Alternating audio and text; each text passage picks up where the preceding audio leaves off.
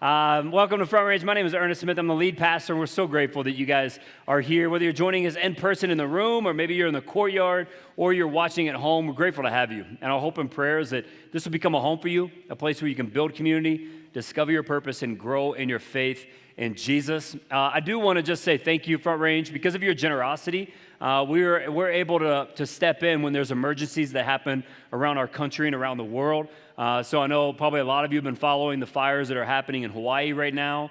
A lot of people have lost their lives, lost homes, and we have a church partnership there. And so we already have boots on the ground, and because of your generosity, we've already been able to give to help people who have lost loved ones or lost their homes or whatever. So I just want to say thank you. If you want to be a part of that and you want to give to that, then you can go and give to Love in Action through our website or through our app. But I just want to say thanks. Because of your continued generosity, we're able to step in moments of need for people all over the world. All right, here's what we're going to do. We're going to do something a little bit different today. We do this a few times a year. We're going to do a survey. So what I need you to do is pull out your phone. All of us are going to do this together. And then there's a QR code right up here on the screen. Or if you're like, I don't know how to do QR codes, there's a website. Once you go to that, then I'll kind of walk us through. Don't submit it too early because I have to walk through everything just so you know if there's something else to put down at the end. So go ahead, get out your phone. It's all good. I know maybe you grew up in church where you got out your phone, you got popped. That's not going to happen here. We want you to do this here. What we do a few times a year is do this survey so we can know how to best serve you. And as a church, how to best help you on your spiritual journey and as your journey as a parent or a friend or whatever. So once you do that, if you don't have our app, then you're going to have to put your name and your phone number. If you have our app, it should go straight there. And then it says this, in the last 4 months, everybody there? We at this spot? Almost? If you have AT&T, sorry, you're going to have to do this later. But for all other providers, you can do this right now. In the last 4 months, I have, and then check all that applied. I've read the Bible more than the previous 4 months. Utilize the message series hubs. We have those for every series. And I'll talk more about that here in a second. You've engaged in community, which are groups, classes, men's and women's events, next steps, anything like that. A few things we have coming up. We have a men's retreat this coming weekend. So men, that's an opportunity for you. We also have a financial class coming up in a little over a week. So if you're interested in that, you can. There's a kind of a tell me more about, or I'd like more information on a little bit further down. Just type any of that stuff if you want more information about any of that there. Or if you're interested in leading a group, we're looking for hosts. Okay, a host is somebody that has a heart for people, can open up a space or a place, can serve a snack, and can turn on technology. Okay, if you can't do one of those 4 things, then you probably won't be a good host for us. But if you can do those 4 things, then we'd love to invite you into that. Again, you can put that in the I like more information on. Okay, you've taken your next step in your generosity over the last 4 months. We have kind of a giving ladder, so you can see that there. I've served in the area of the church. You can put that there. Taking a step in my prayer life. Maybe you participated in 21 days of prayer, or we did a week of prayer and fasting before Easter for friends to be able to come. Or if you're like, I haven't done any of those, that's cool. Put none of the above. There's no judgment. It's just us trying to help our church and growth. Next is I'd like more information on Front Range or serving at Front Range. If you're not serving and you want to find out more information, just press yes. If you're serving and you're like, man, I'd like to join another team, you can put yes there. If you're already serving and you're content, then just put that. And if you're not doing any of that, you can hit no. How would you rate yourself in your spiritual growth over the last 4 months? That's a 1 through 10. 1 is like not at all. 10 is not that you're Jesus. It's just that, man, you feel pretty good about where you're at spiritually and how you've been growing. How can we be praying for you? And I'd like more information on. Once you get all of that, then there's a big button that says submit. Just hit that right there. This is our way of trying to serve you in the best way possible as a church, come alongside of you, care for you, and all of that. So for those of you who took time to do that, thank you for doing that. Okay, by show of hands, how many of you love to sleep? Anybody love to sleep? Okay, some of you are sleeping right now. Yeah. How many of you, by show of hands, you don't get enough sleep in a given night? Yeah, a lot of us. I love to sleep, but what I love more than sleeping is I love taking pictures of my family members sleeping. I do it all the time. They can sleep anywhere in any place. I just scrolled through my phone just for a couple of minutes this week, and I found a bunch of them of where they were sleeping, and I'm just like, I'm just capturing. I wish I could show you the places they were at. And then this last one right here. Some of you may be like, Ernest, you took a picture of your wife sleeping? No, I was actually just taking a picture of the creeper behind her, not of my wife, because I know that will get me into trouble if I took a picture of her like that. But I love taking a picture of my family because they can sleep anywhere, anytime, any place. You know who also could sleep anywhere and anytime and any place? Jonah, which coincidentally we're in a series called Jonah. I know, that was a great transition. You guys, you're going to get some of that later. But so right now we're in a series on the book of Jonah where we're looking at this prophet named Jonah. Now, if you missed last week, you can go to our message series hub. We have all of our messages there. We have also a ton of other content. I was talking with a guy earlier this week in our church. He said, man, the message series hubs are huge for me. He's able to take advantage of the different resources that we have on there. There's a reading plan on there. I challenged everybody last week to just read through the book of Jonah. The whole book. It's only 4 chapters, so it's not that long. Just read through it every week, and just let's see what God has for each of us as we come here on a Sunday and be prepared. Let me give you some context. Jonah is one of the prophets in the Old Testament. A prophet is someone who spoke God's word to a person or group of people. In the Old Testament, there are 16 prophetic books, 4 major, 12 minor. Jonah is one of those books, but it's unlike all the other prophetic books. You see, all the other prophetic books are about the words that were spoken, the words that God had for a particular person or group of people that he spoke through a prophet. But the book of Jonah is not about the words that Jonah spoke, it's about the prophet himself and kind of his journey. There's an interesting way that this book is laid out. You've got this huge contrast between this prophet who's supposed to be a man of God, he's supposed to be a follower of God, and yet he rebels from God. And then you have these pagan sailors, this evil king, this evil nation that they're not supposed to follow God, and they all turn and repent and start serving God. The Bible even says that even the cows somehow repented to God. And so you have this huge contrast between a guy who's supposed to love God and know God, and he rebels from God. And then you have all these other people who are not supposed to know God, and yet they turn to God. The book of Jonah teaches us a few things. One, it teaches us that there's a Jonah inside of all of us, that all of us have the tendency to run from God, to rebel from God, no matter how good we are. It also teaches us that no matter your past, no matter your mistakes, that God can use you in a significant way in our world. And so last week we looked at how God had called Jonah to the city of Nineveh, which was a part of the Assyrian Empire as their capital. And these people were evil, and they were enemies to the Israelites. And so Jonah's called to go there to tell them, hey, your sin has arisen to God, and if you don't turn, he's going to kill you. You would think Jonah would want that. Like, take me to my enemies and let me tell them how bad they are. But Jonah's like, I don't want anything to do with that because I know that God's going to have grace on them. So instead of going to Nineveh, Jonah runs 3,000 miles the other way to Tarshish. And he's not running from the Ninevites. He's not running from the evil people. The Bible says he's running from the presence of God. But today we're going to see how well that works for him. If you have your Bibles, turn to Jonah chapter 1, where we pick up with the story as Jonah's on the boat heading away from Nineveh to Tarshish, running from the presence of God. And here's what verse 4 says. Then the Lord sent a great wind on the sea, and such a violent storm arose that the ship threatened to break up. All the sailors were afraid, and each cried out to his own God. And they threw the cargo into the sea to lighten the ship. But Jonah had gone below deck, where he lay down and fell into a deep sleep. The captain went to him and said, how can you sleep? Get up and call on your God. Maybe he will take notice of us so that we will not perish. So Jonah's on this boat, and the storm is this massive storm. I mean, it's so big that it's written about here, and then there's other historians, and we're going to talk about this next week, that have written about this as well. I mean, this is a big deal. It's almost like God is saying, hey, for a dramatic refusal by my prophet deserves a dramatic event to try to turn his heart to me. Now, these sailors, they're experienced sailors. This is what they do for a living, and the Bible says that they're scared. So this must be a massive, massive storm. The sailors start throwing the cargo over ship to try to lighten the ship so they maybe can survive. They start praying to their own gods. And it's fascinating because you've got these pagan sailors who are praying, and you've got God's prophet who's sleeping. He's down in the boat just taking a nap. no big deal. And that's where we learn our first truth for today, and that's this, that sometimes we sleep even when storms are raging. Sometimes we sleep even when storms are raging. Jonah's down at the bottom of the boat. He's sleeping. He's probably snoring. The boat. If you've ever been in a storm in a boat, it's crazy. I mean, it's scary. You don't want to be there. So everyone's afraid. These experienced sailors are afraid, and yet Jonah is just soundly sleeping in this boat. Have you ever been there before?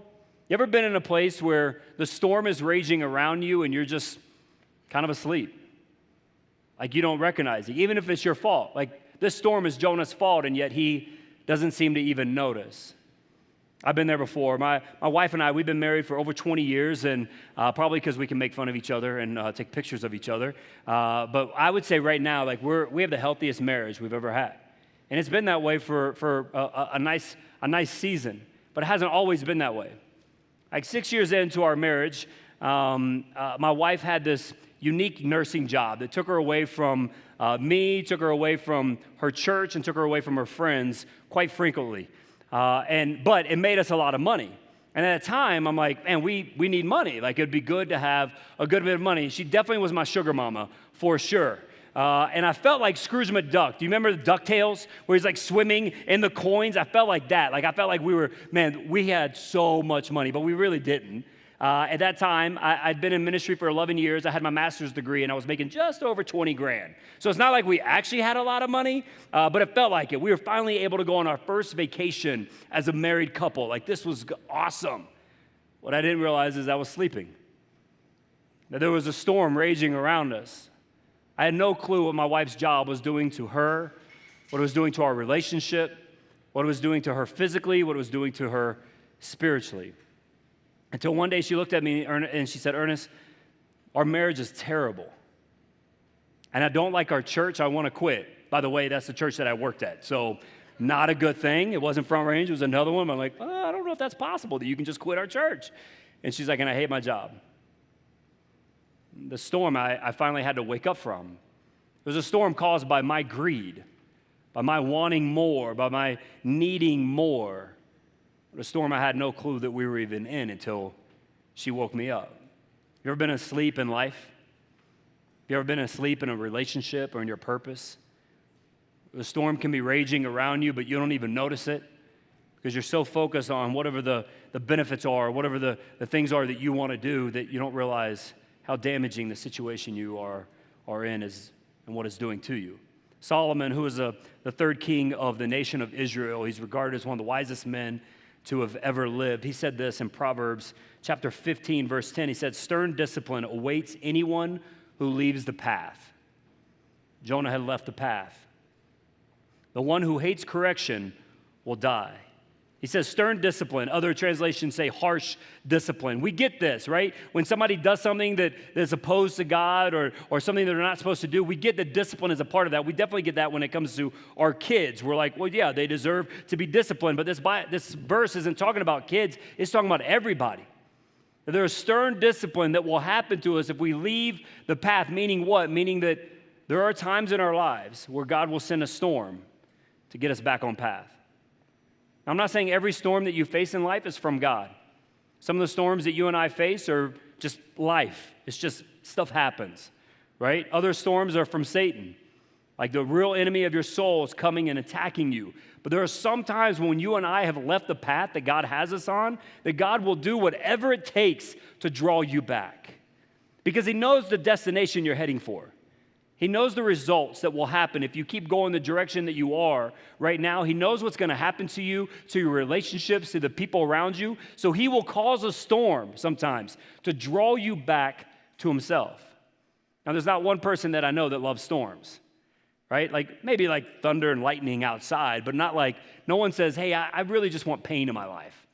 I would really love some like hard troubles to like get me through this season. Like no one says that. So like, why would God cause storms in our life? Because he loves you. Like God loves you so much that he'll do anything to draw you back to himself.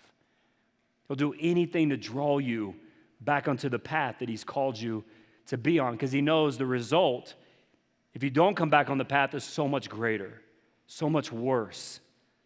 So there's times where he'll cause a storm to say, I'm causing this because I love you. Like when you look at Jonah's story, he didn't cause this storm because he was angry at Jonah, because he was spiteful of Jonah. It's because he loved him. And he loved the Ninevites. So he's saying, Jonah, not only because I love you and I want what's best for you, but because I'm calling you to these people and I love them, that I need you to get back on track.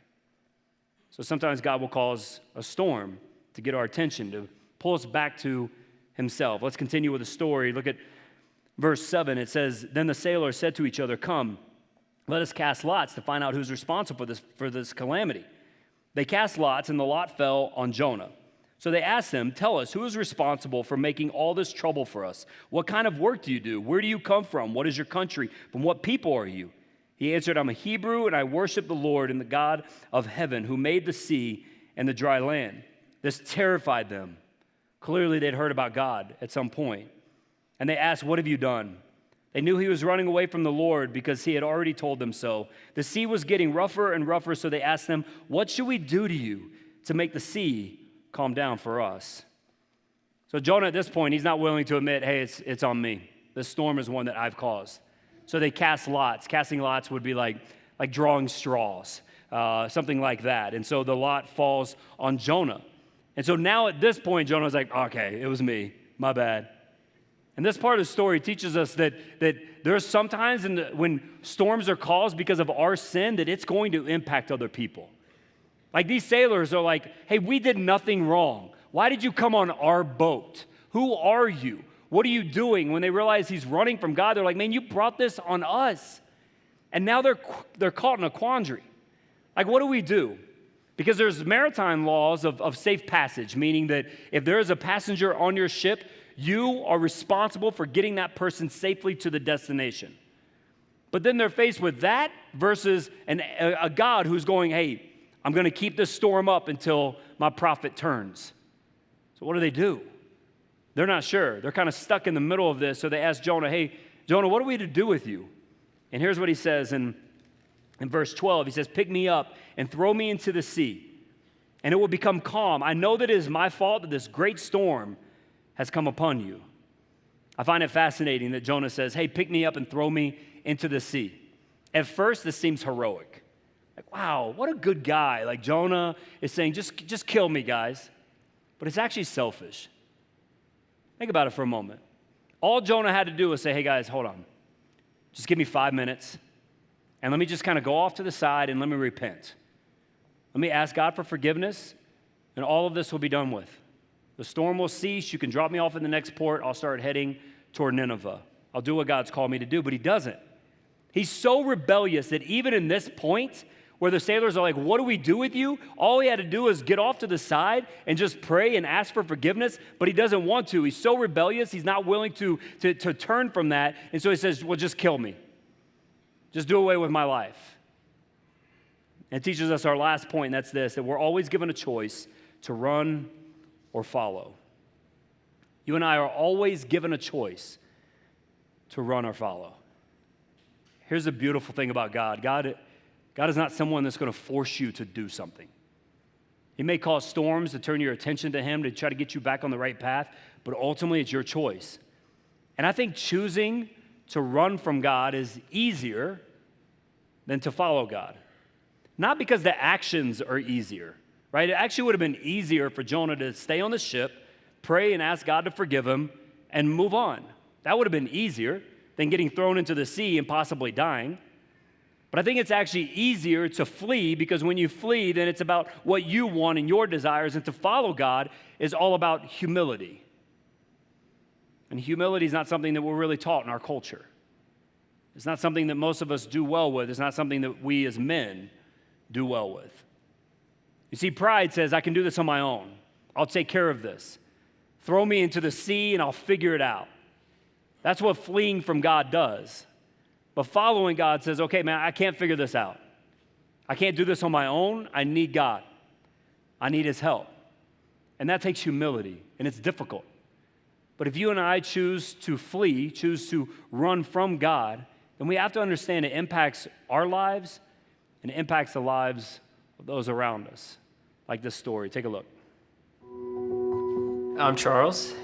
And I'm Maggie. We have a 4-year-old son named Charlie, and a 2-year-old daughter named Rose. Just over 2 years ago, I was a full-blown alcoholic.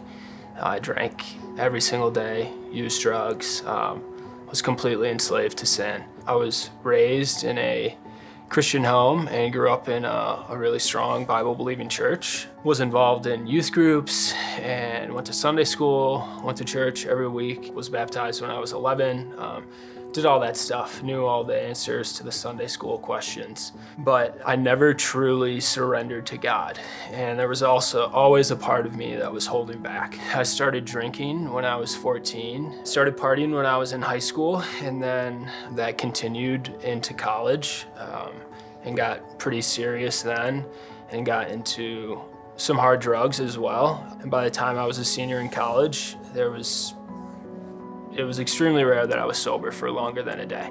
I was always telling myself that I would stop drinking when I get the right job or when I get married. And then when I got married, it was like, all right, well, I'll stop drinking when we have kids. And then we had Charlie, and then I was like, all right, well, I'll stop when I get the next right job. But that is not the way the story played out. From that point on until I got sober when I was 29, I drank every single day.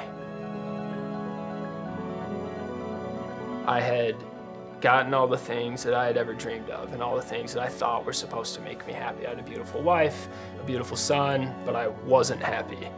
And I couldn't stop drinking, no matter how hard I tried.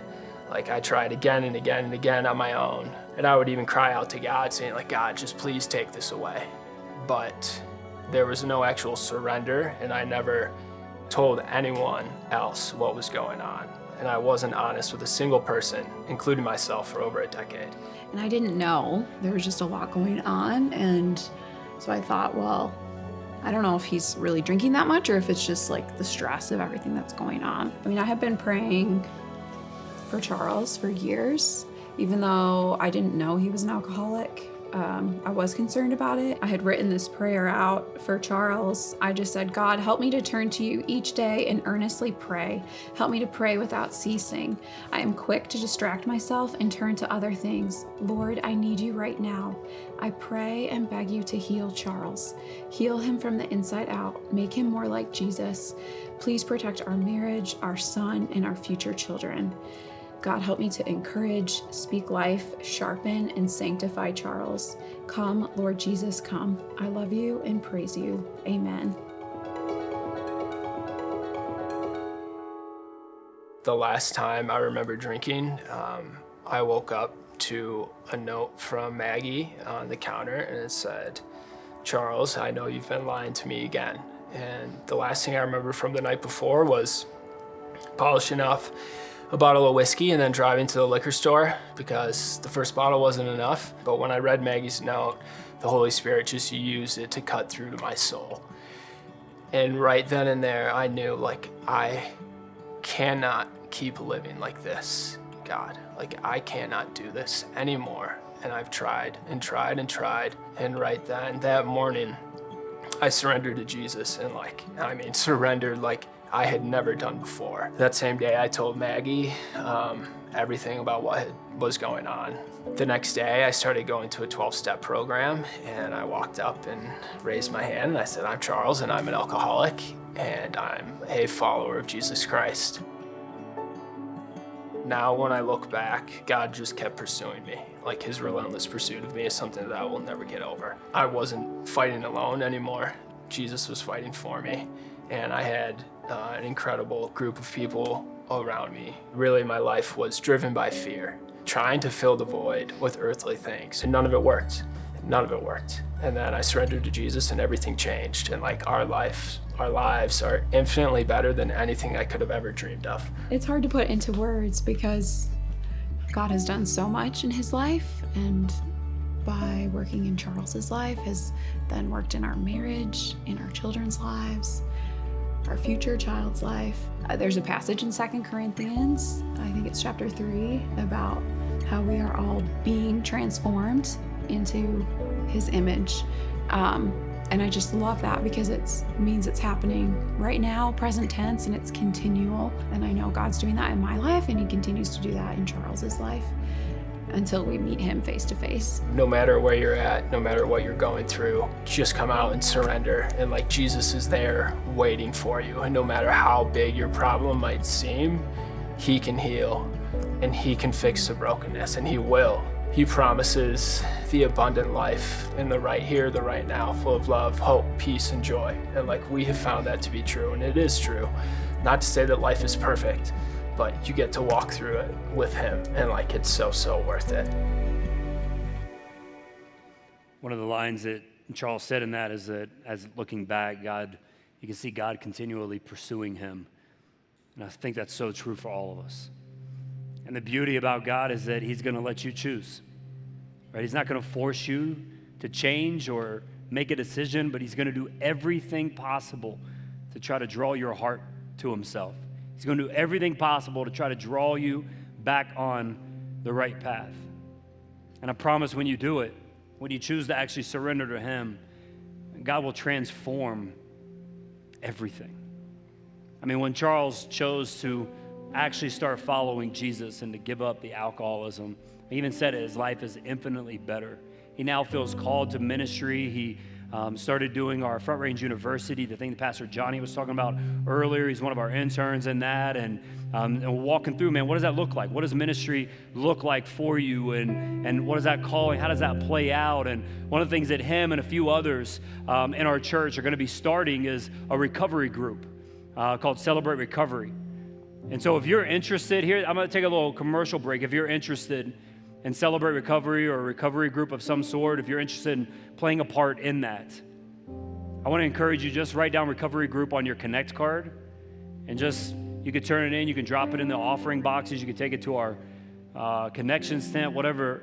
But if you're like, man, I'd like to know more about that, whether it's for you or whether because you're like, hey, I've been a part of this in some way. I had a guy last service that came up to me. He's been clean for just over a year. And he's like, tell me more. I want to be a part. I mean, if you want to be a part in any way, then just write it down, because we're looking for groups of people right now that are interested in starting this and seeing what that could look like for our town. There's nothing in our town like that.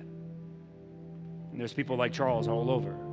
They're struggling, that need the hope of Christ. And here's been my prayer. My prayer is that today, that God will speak to you in a significant way.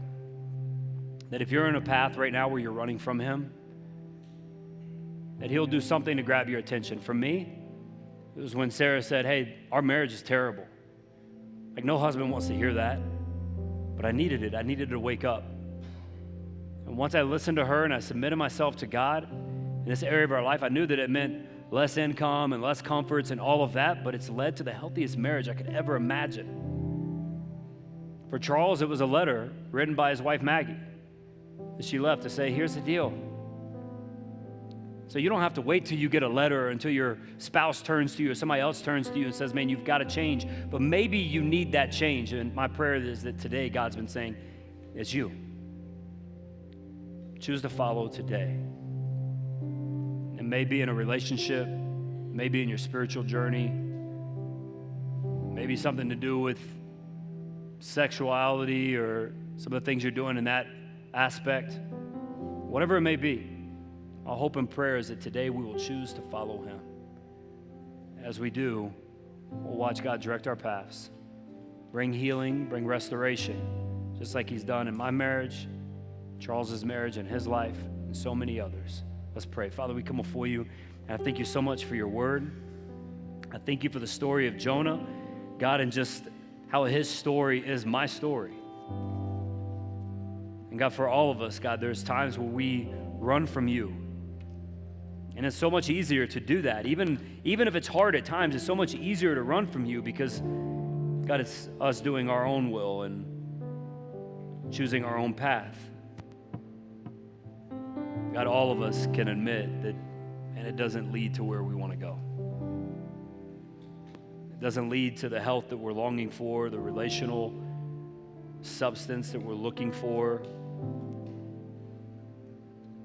It doesn't lead to being a man or a woman that's thriving. And so, Father, we pray that right now, as you speak to us, God, as you call out areas of our lives where we're not following you, that we would choose to follow today.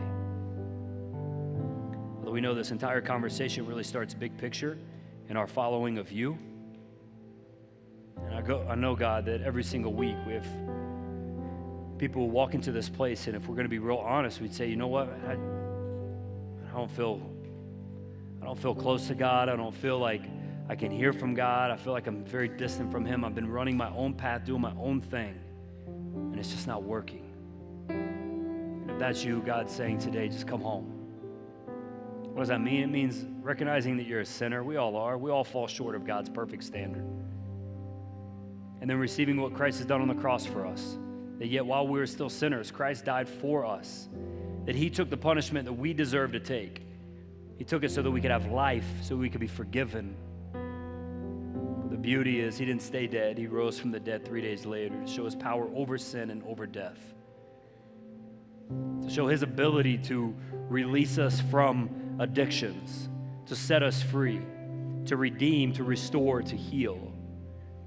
But it takes us choosing today to follow. So if that's you, if you want to follow Christ, if you want to give your life to Christ, maybe it's for the first time, or maybe you've done that before, but man, you know that God's calling you home today. You want to recommit your life to Christ with every head bowed and eyes closed. If that's you, I just want you to raise a hand. I just want to know who to pray for. Amen.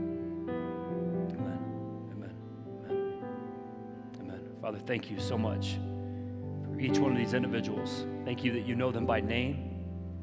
You know their story.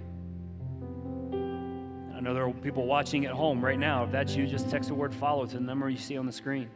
And I just want to let you know, whether you're in person or you're watching online, that God sees you, He knows you, He loves you. Welcome home. Jesus, thank you for your sacrifice for us so that we can be forgiven, so that we can be made new, so we don't have to be controlled by addiction, so we can be set free. Father, for all of us, tell us what our next steps are. If there's areas of our lives, oh God, where we've been trying to control, we've been doing on our own, God, I pray that we would make a change before the storm comes. But for those of us in the storm, God, let us make the change today. In Jesus' name.